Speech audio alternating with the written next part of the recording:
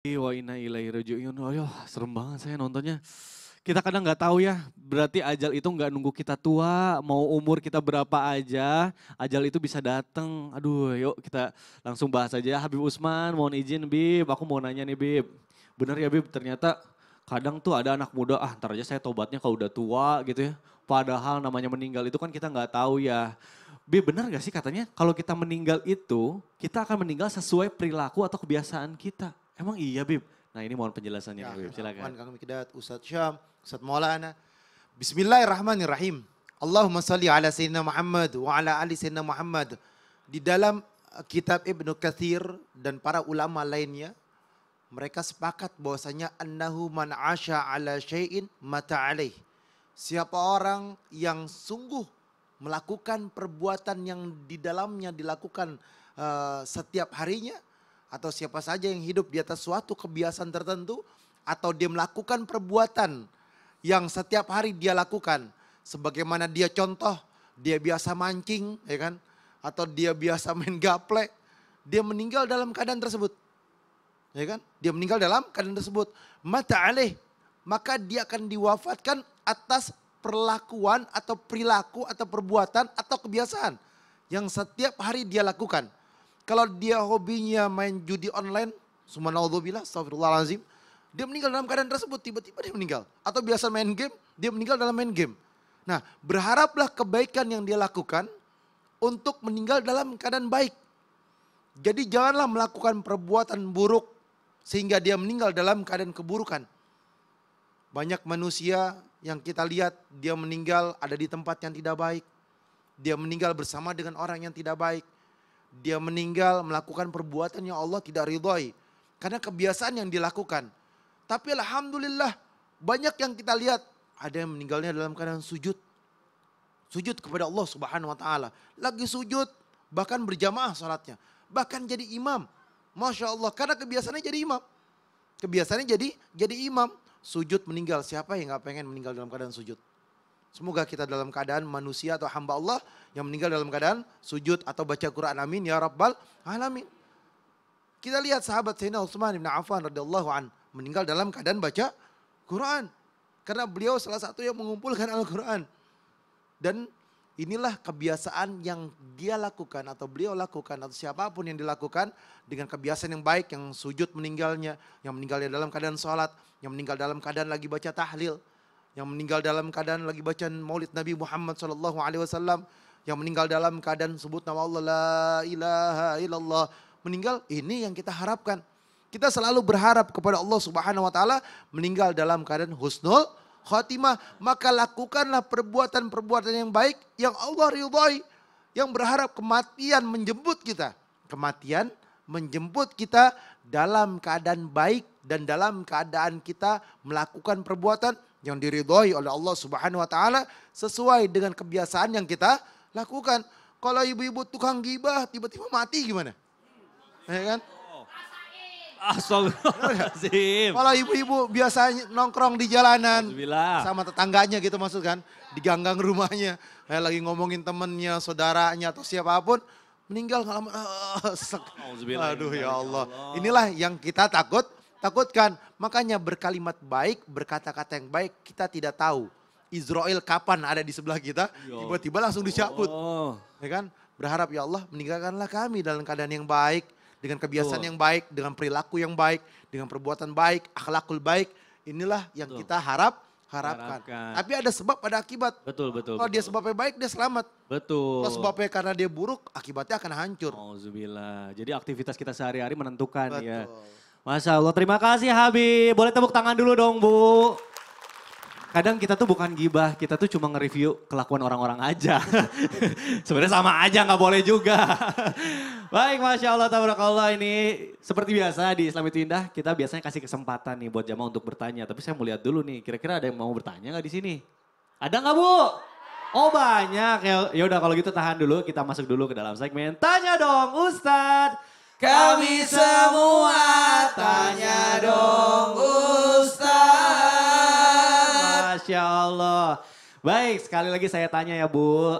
Angkat tangannya Bu yang tinggi ya, biar saya bisa pilih. Siapa yang mau bertanya Bu? Wah ya Allah kayaknya lebih semangat yang sebelah sini. Mohon maaf ya Bu. Saya kasih kesempatan yang di ini ya di atas dulu nih yang paling Itu semangat. bukan Bapak. ibu-ibu. Iya ini Bapak. Bapak atau Mas? Saya kasih kesempatan dulu deh buat Mas. Ya. Mas kenalan dulu Mas siapa namanya dari mana Mas? Assalamualaikum warahmatullahi wabarakatuh. Waalaikumsalam warahmatullahi wabarakatuh. Perkenalkan nama saya Muhammad Rizky Maulana. Wah sama. Waduh. Namanya kayak Ustadz Maulana. Ayo tanya Bapak. Tanya sama Bapak. Dari Pondok Pesantren di Musabil, Jakarta. Saya mau bertanya kepada Ustadz Maulana. Ah pas banget nih boleh. Apa silakan. ciri-ciri ajal semakin dekat? Katanya merasakan cuaca sejuk pada waktu asar. Kalau memang sedang cuaca dingin bagaimana Ustadz? Syukron. Assalamualaikum warahmatullahi wabarakatuh. Waalaikumsalam warahmatullahi wabarakatuh. Wah saya baru tahu ternyata ada ciri-cirinya Ustadz. Ada. Udah deh, kalau gitu langsung bahas. Silakan Ustadz. Makasih banyak Ananda Rizky Maulana. Izin Habib dan Ustaz Sams dan semuanya. Bismillahirrahmanirrahim. Catat hari ini tanggal 26 ya. 26 Jumadil Akhir. Hari Kamis camkan hidupkan malam pertama Rajab. Insya Allah malam pertama Rajab. Buat kita semua. Kepada semua jamaah. Waktu asar adalah penghujung waktu. Kenapa dikatakan ciri-ciri kalau mau meninggal orang kedinginan di waktu asar? Kenapa waktu asar? Karena waktu asar ditutupnya semua amalan harian. Oleh sebab itu tanda seseorang yang mau meninggal bisa terlihat ketika waktu asar. Kapan tinggal berapa kalau kedinginan di waktu asar itu? Tinggal 100 hari. 100 hari menggigil di waktu asar. Almarhumah istri saya itu pegang tangan saya. Waktu asar 100 hari mau meninggal. Ya, memang ada tanda-tandanya. Di mana untungnya kita syutingnya pagi. Soalnya di studio ini dingin. Seandainya di waktu asar matilah kita ini. Nggak begitu maksudnya. Ada memang tandanya. Kemudian 40 hari itu mohon izin ada denyutan di perutnya. Di waktu asar juga. Dan kalau sisa 7 hari itu ya Allah ngomongin kematian ini. Serem Ustadz. Serem. Tiba-tiba dia lapar. 3 harinya ada denyutan di dahinya. Kenapa ada tanda-tanda ini? Sebenarnya ini adalah bukti bagaimana Allah menyayangi hambanya. Dan kadangkala kita tidak tahu. Ternyata itu tandanya balik. Padahal dulu saya rasakan. Berarti ternyata. Emang Ustadz ngerasain? Bukan orang baru rasain. Oh. Istri saya, ternyata tinggal 100 hari. Allah. Ternyata itu tandanya mau kematian. Ya. Nanti orang sadar pada saat berlalunya. Tapi kalau kita sudah, Allah kasih warning. Atau warning apa? Warning, iya. Peringatan. Diperingati. Waduh. Jadi intinya kita perbanyak ibadah aja ya Ustadz. Kita nggak tahu ya. Kita tidak Masya tahu Allah. kapan, di mana, bagaimana. Tuh 2, 3, kapan. Di mana? Nah, bagaimana? Baik, terima kasih Ustadz Maulana. Boleh tepuk tangan dulu dong Bu. Pak semuanya. Mudah-mudahan terjawab ya Mas. Baik, kita akan lanjutkan. Saya mau kasih kesempatan lagi. Siapa di sini yang mau bertanya lagi? Yang ini lemes Bu, kurang semangat. Saya kasih kesempatan buat Ibu yang sebelah sini deh. Baik Ibu, boleh kenalan dulu Bu, siapa namanya dari mana Ibu? Bismillahirrahmanirrahim. Assalamualaikum warahmatullahi wabarakatuh. Waalaikumsalam warahmatullahi wabarakatuh. Izin bertanya dengan Pak Ustadz Sam. Siap Ibu. Kenapa Bu? Ya silakan. Perkenalkan nama saya Sri Amalia dari Masjid Salim Nurul Hidayah, Pamulang. Baik. Ya, apakah benar Pak Ustadz kalau kita minta tolong ke dukun itu umurnya panjang? Bahkan kalau orang yang susah meninggal itu dapat karena mantra dari dukun. Dan apakah itu melawan takdir Pak Ustadz? Baik. Terima kasih Pak Ustadz. Assalamualaikum warahmatullahi wabarakatuh. Ibu pilih umur panjang nikmat atau umur pendek tersiksa? Panjang dan nikmat nikmat. katanya. Kalau umur panjang tersiksa? Aduh, nauzubillah. Pertanyaan yang sulit dijawab dan pertanyaan yang sulit. Silakan Ustaz boleh langsung dijawab. Bismillahirrahmanirrahim. Tabi guru-guruku yang dimuliakan Allah Subhanahu wa taala. Al-Qur'an surah Al-A'raf ayat 34. A'udzu billahi minasy syaithanir rajim. ولكل أمة أجل فإذا جاء أجلهم لا يستأخرون ساعة ولا يستقدمون.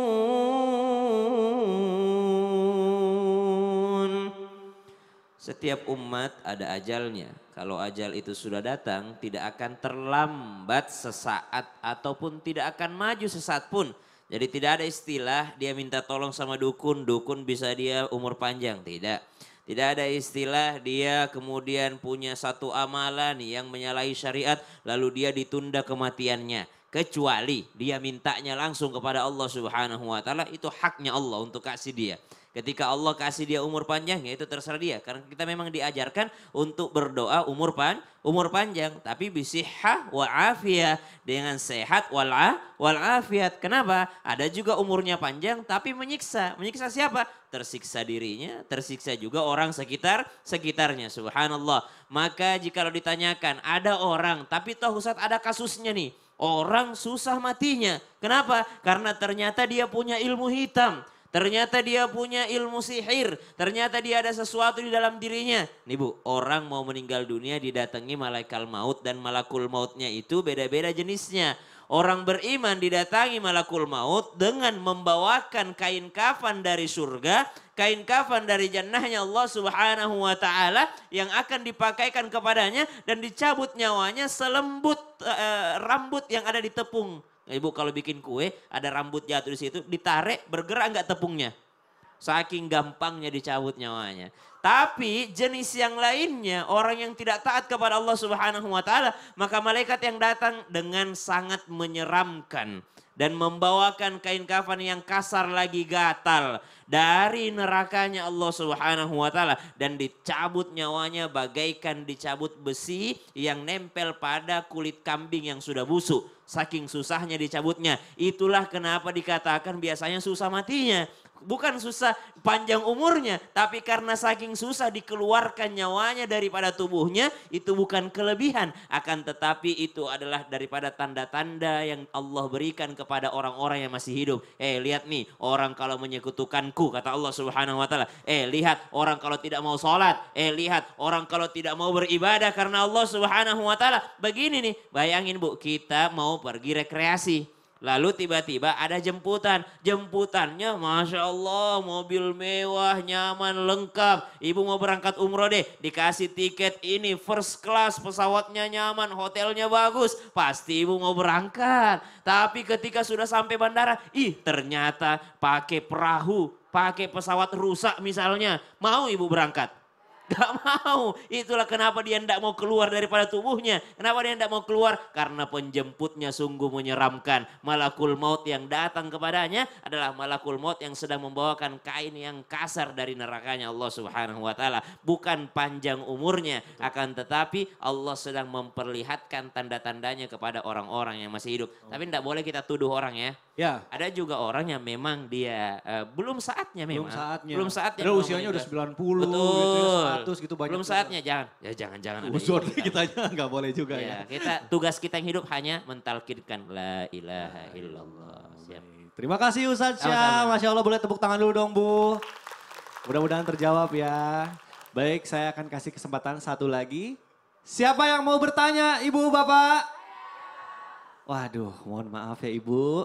Saya kasih kesempatan buat yang sebelah sini lagi nih.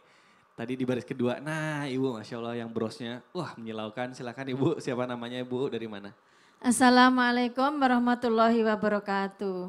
Waalaikumsalam warahmatullahi wabarakatuh. Saya Ibu Asmini dari Masjid Taklim Nurul Hidayah Pamulang. Ingin Baik. bertanya Pak Ustadz, bagaimana kalau kita caranya untuk bertobat? Kemudian kadang-kadang kita bersyukur aja, kadang-kadang lupa dan belum tobat, tapi ajal itu sudah datang. Terima kasih Pak Ustadz. Baik. Assalamualaikum warahmatullahi wabarakatuh. Waalaikumsalam warahmatullahi wabarakatuh. Wah, pertanyaannya bagus sekali. Ini insya Allah akan dijawab langsung oleh Habib Usman. Silakan Habib Usman. Ya akhir, afwan Kang Mikdad, Ustaz Syam, Ustaz Maulana. Bismillahirrahmanirrahim. Allahumma salli ala Sayyidina Muhammad wa ala ali Sayyidina Muhammad. Bertaubat susah. Istighfar lebih susah lagi katanya. Ya kan? Terus dekat kepada Allah susah. Yang pertama kali yang harus kita lakukan adalah makan kita ini dikasih makan sama orang tuanya halal atau enggak. Ini koreksi dulu nih. Bagaimana kita bisa bertobat kepada Allah, mendekatkan diri kepada Allah kalau darah kita, daging kita mengandung daripada darah daging yang haram sehingga menarik kepada kemaksiatan. Sulit untuk apa? Sulit untuk beribadah kepada Allah. Ke majelis ta'lim malas, ketemu orang yang alim yang soleh susah, sholat susah, terus apa lagi? Bangun subuh apa lagi? Sodakoh, ya jarang-jarang lah. Inilah yang harus dipertandatanyakan. Makan apa manusia tersebut? Apa yang dilakukannya? Sehingga syaitan lebih kuat dalam dirinya untuk mengajaknya ke dalam perbuatan yang Allah tidak ridhoi. Terus bagaimana caranya? Perbaiki orang tua nih. Kita sebagai orang tua, didik anak kita dengan didikan yang baik. Kasih mereka makan mereka dengan makanan yang halal. Kasih makan mereka dengan makanan yang berkah, yang baik. Halal dan thayyiban mubarakah. Dan tentunya didik mereka dengan didikan yang baik. Ajarkan ilmu agama. Anak pasti akan berkata, bagaimana saya mau bisa sholat? Orang tua saya aja gak sholat. Bagaimana saya dekat dengan orang alim, orang yang soleh? Orang tua saya tidak pernah mengajarkan. Akhirnya anak ini jauh daripada orang alim dan orang soleh. Kalau misalkan orang tua yang sudah mengajarkan, setidaknya ada iman dan takwa yang nempel pada anaknya. Mudah-mudahan Allah kasih hidayah. Ada temannya, ada saudaranya ngingetin. Oh iya, astagfirullahalazim, ingat kepada Allah. Taubatan nasuha, caranya niat yang kuat. Pertama adalah niat yang kuat, minta sama Allah, ya Allah, jadikanlah kami hamba yang bertobat. Astagfirullahalazim ya Allah, astagfirullahalazim alladzi la ilaha illa huwal hayyul qayyum wa atubu ilaihi taubatan nasuha ya Allah. Kami minta ampunan kepadamu dan tobat dengan sebaik-baiknya tobat dan sesungguh-sungguhnya tobat ya Allah. Dan sholat 2 rakaat minta sama Allah agar diterima tobatnya. Allahu afrahu bi taubati abdi. Allah subhanahu wa ta'ala sangat-sangat senang kepada hamba yang minta ampunan, yang bertaubat kepada Allah subhanahu wa ta'ala. Di dalam hadisnya Nabi Muhammad sallallahu alaihi wasallam dalam kitab Al-Lu'lu' wal Marjan muttafaqun alaih sahih Bukhari dan sahih Muslim bahwasanya Rasulullah sallallahu alaihi wasallam bersabda, Allah Subhanahu wa taala sangat senang kepada hamba yang bertaubat kepada Allah Subhanahu wa taala melebihi daripada seorang hamba yang dia di padang pasir, untanya hilang, bekal makanannya hilang, air minumnya hilang, dia senderan di pohon, tiba-tiba ontanya datang lagi, airnya ada, bekalnya ada. Wah senangnya semua, wah Masya Allah. Ya kan? Senangnya luar biasa. Kenapa? Makanannya ada, bekalnya ada. Pas hilang dia cari, mati saya nih, tengah padang pasir. Tengah padang pasir. Itu senangnya Allah Subhanahu wa taala melebihi daripada senang itu. Senangnya Allah dengan hamba yang bertaubat melebihi daripada senang hamba dapat emas dari suaminya, dapat berlian dari suaminya, atau dapat mobil dari suaminya, atau dapat uang dari suaminya, melebihi daripada itu. Atau dapat rumah mewah, atau apapun. Ya kan? Inilah senangnya siapa? Senangnya Allah Subhanahu wa taala kepada siapa? Kepada hamba yang bertobat kepada Allah, minta ampunan kepada Allah. Berarti Allah sangat sayang sama kita. Betul, Kita ini makhluk Allah, ciptaan Allah. Betul. Jadi seberapa banyak pun dosa kita, kalau kita bertobat Allah senang ya. Allah senang dan Allah ampunin dosa kita. Tapi tadi pas Habib bilang semoga dapat berlian, amin katanya, dapat mobil, amin, pada kencang banget. Masya Allah, tabarakallah. Terima kasih Habib Usman, boleh tepuk tangan dulu dong Bu. Biar semangat nih, Masya Allah, luar biasa tema kita hari ini. Sebentar, dari tadi saya salah fokus nih sama jamaah yang di studio nih. Dari tadi kan kita bahas pembahasan kita. Yang sebelah sini ada yang main HP terus dari tadi. Aduh ini kenapa ya kira-kira main HP terus. Coba deh. Iya. Jangan pernah marahin orang main HP. Kenapa kan kita udah dikasih Pasti tahu. ada alasannya. Coba kita tanya. Tanyain. Ini mana yang main HP ini? Dari tadi nih di sini coba saya lihat kenapa sih main HP terus kan udah dikasih tahu kalau gitu jangan main HP dulu. Kenapa? Ya Allah gimana sih? Gini Ustadz, saya lagi ngabarin ke keluarga saya untuk saling ngingetin tentang kematian. Oh gara-gara tausiah kita jadi ngingetin keluarganya Ustadz. Makanya jangan emosi dulu. Emosi. Jangan buruk sangka dulu. Iya. Bisa jadi dia ngabarin keluarganya. Ya, saya kira kan main HP lagi tausiah gitu. Mau tahu nggak? Sebenarnya bagus juga tuh ngabarin tentang apa sih? Tentang ini Ustadz, Tentang kalau ngingetin ke keluarga tentang kematian, emang ada manfaatnya ya Ustadz? Oh, ada lah. ada. Kalau kita mau mengingatkan kematian keluarga itu pasti ada manfaat. Iya. Mau tahu manfaatnya apa? Apa tuh Ustadz? Kayak yang satu ini. Tetap di Islam itu indah. Jamaah, jamaah. Alhamdulillah. Alhamdulillah. Oh ada manfaat.